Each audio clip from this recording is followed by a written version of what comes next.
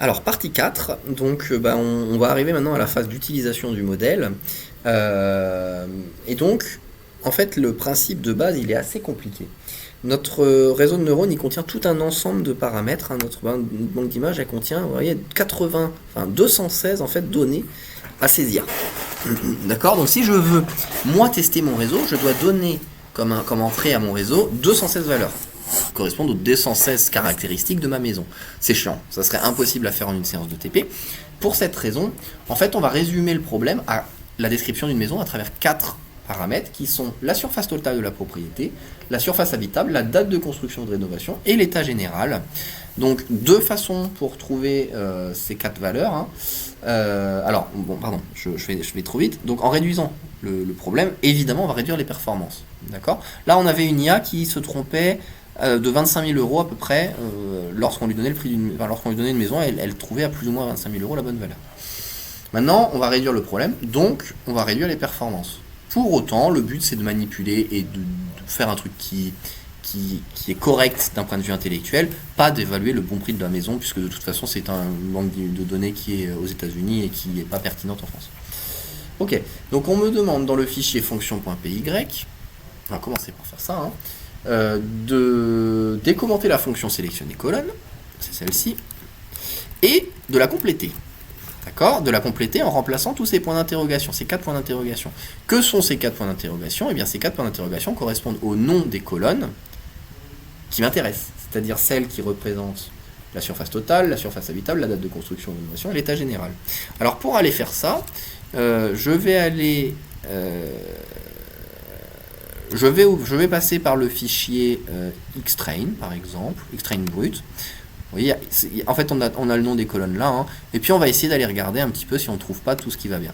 Donc on me demande déjà la surface totale de la propriété, donc ça c'est lot area, hein. Si vous voulez un peu plus de détails, alors là c'est vraiment le bordel sur mon ordi, c'est pour ça que je ne l'ai pas passé par là, mais c'est pas grave. Si on veut aller plus de détails, on peut ouvrir le fichier, je vais là-dedans, hein, le fichier data description, on va peut-être le faire d'ailleurs.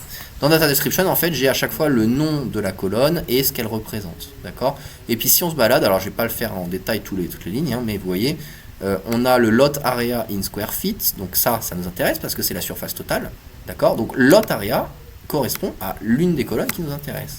Donc ici, je vais mettre lot area, d'accord, parce que c'est une des 4. Ensuite, je vais avoir la surface habitable. Donc là, on va se descendre jusqu'à ce qu'on voit quelque chose qui y ressemble, hein. Tac, tac, tac, on se balade.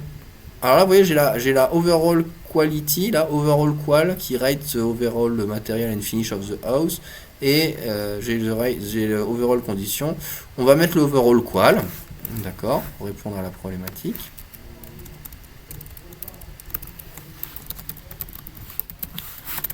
D'accord, donc ça c'est l'état général. On continue.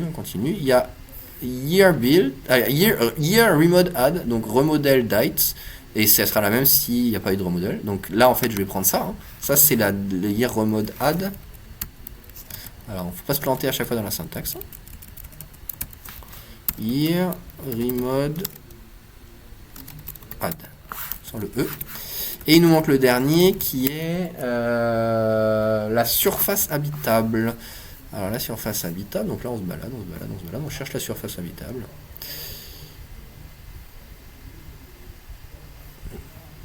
D'accord.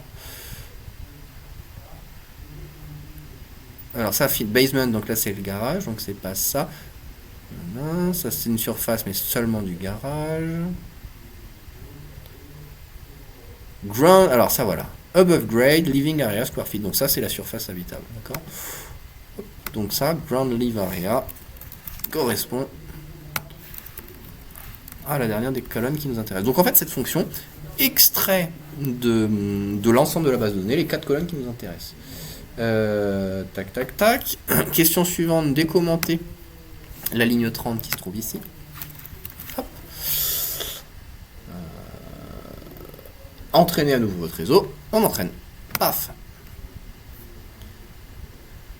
Voilà, donc là on entraîne. Alors ça va encore plus vite, hein, logique, puisqu'on a encore moins de données à traiter. Par contre, vous voyez, vous allez voir, hein, là, voilà, déjà c'est pas bon signe, ça descend pas. Là on est à 40 000. On va voir après si ça descend un peu ou pas. On va laisser s'entraîner. Et là, j'ai l'impression que ça n'a pas beaucoup descendu. On va regarder la courbe.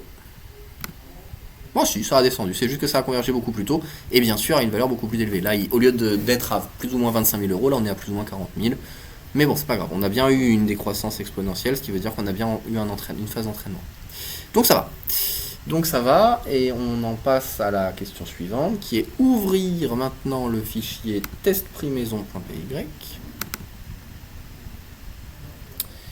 Et prenez quelques instants pour le parcourir. Bon, c'est assez simple, hein.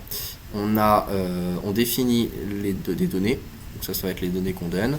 Alors on charge le modèle, ça on va le décommenter, hein. Alors il faut juste vérifier que c'était bien ça le nom qu'on a mis, meilleur.hdf5, donc on est bon. Ça par contre il faut qu'on fasse gaffe, ça ne doit pas être, alors là idem je vais avoir besoin de vérifier un truc dans le corrigé. Tac.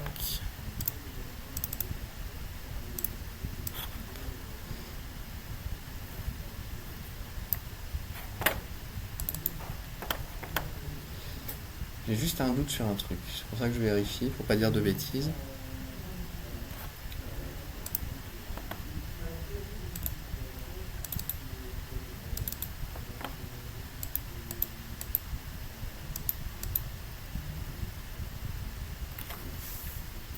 Alors, on va essayer comme ça. Ça me surprend, mais on va essayer comme ça. A priori, ça c'est suffisant en faisant ça. Et bien sûr, le générer entrée. Alors, faut que je regarde l'énoncé s'il y avait une question pour le faire. Après avoir complété la fonction chargement modèle. Ah oui, voilà, c'est bien ce qui me semblait qu'il fallait charger le modèle. En fait, il nous reste ces deux fonctions à faire. Tac. Donc ces deux fonctions, en fait, comment elles fonctionnent? On donne le nom du fichier de paramètres et on crée un modèle de quel on charge avec loadweight les fichiers qu'on a chopés. Donc en fait, le modèle qu'on va mettre là, c'est exactement le même qu'on avait là, puisque les paramètres correspondent à ceux qu'on... Enfin, les paramètres qu'on a enregistrés correspondent à ce type de modèle. D'accord? Donc là, je fais juste un copier-coller. Tac. Et bien sûr, là, on peut plus mettre ça puisqu'on n'a plus le nombre de colonnes de x, puisqu'on a pu passer x en paramètres. Par contre, on sait qu'on n'a que 4 colonnes. D'accord? Puisqu'on n'a que 4 données. Voilà. Et puis pour finir... Alors là, c'est un peu vicieux. Il va falloir qu'on parcourt... Donc pour... Alors, voilà, donc là on a fini la question 4 et maintenant il faut qu'on génère la question 5.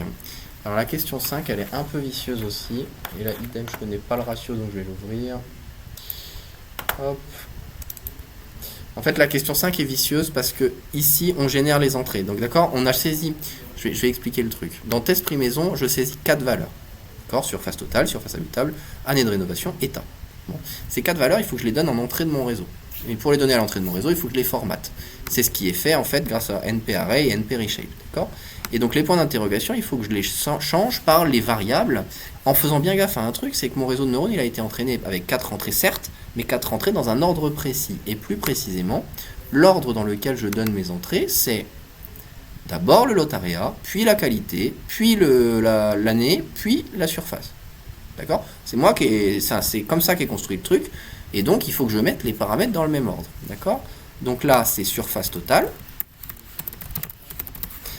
Là, c'est surface habitable. Là, c'est année rénov.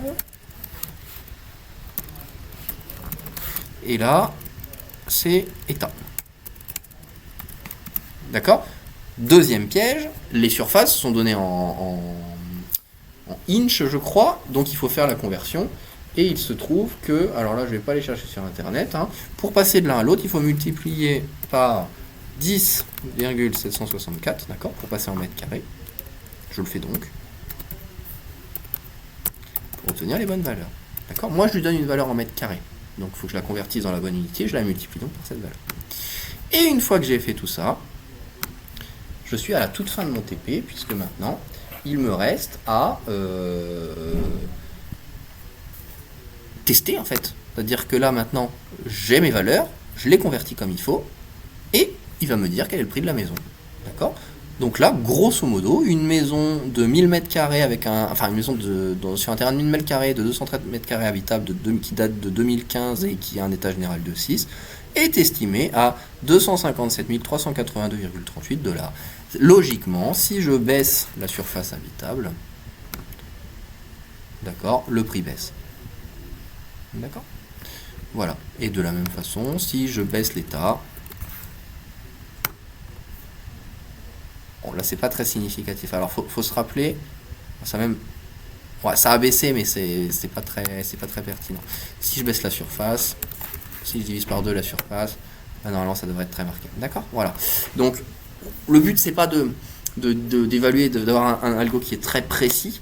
Ça c'est pas le but du tout. Par contre le but c'est de se rendre compte qu'en fait la mise en pratique, si on avait une banque de données suffisamment grande, suffisamment précise et un contexte suffisamment clair, cette IA serait tout à fait utilisable dans une agence immobilière par exemple. Voilà, fin de ce TP.